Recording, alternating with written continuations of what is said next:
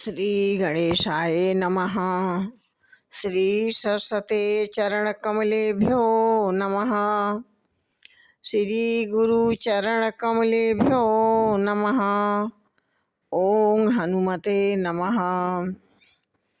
लोकाभिरामं रणरङ्गधीरं राजीवनेत्रं रघुवंशनाथं कारुण्यरूपं करुणाकरन्तं श्रीरामचन्द्रं शरणं प्रपद्ये। गिद्धजटायुपकीनि कृपा निज धाम ललाम दियो रघुरैया। गोकुल चंद्र की बेर प्रभु, गोकुल चंद्र की बेर कहाँ, प्रभु सोय गयो बैकुंठ बसैया। जय श्री राम।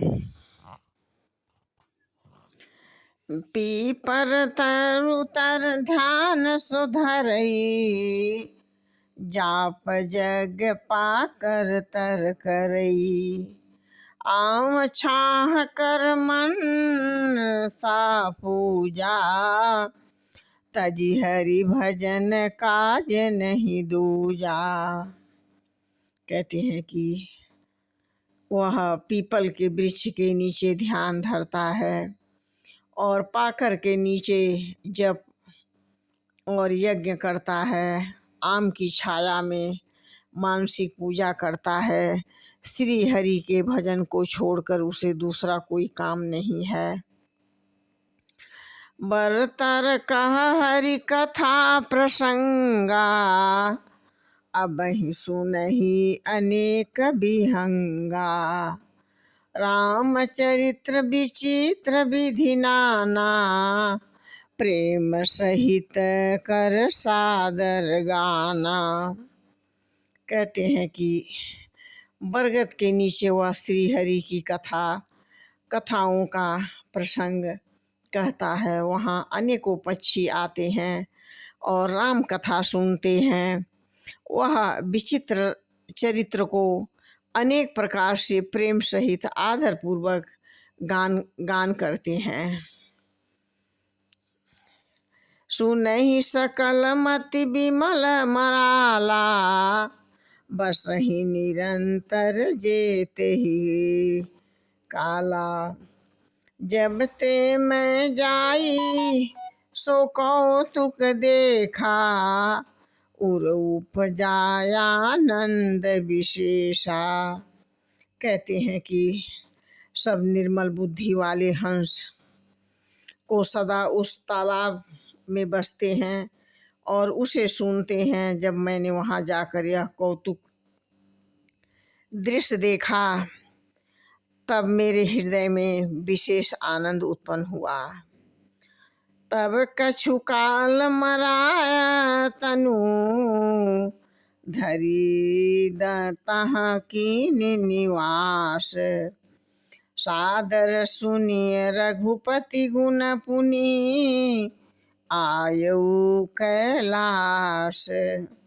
कहते हैं कि तब मैंने हंस का शरीर धारण कर कुछ समय वहाँ निवास किया और रघुनाथ जी के गुणों को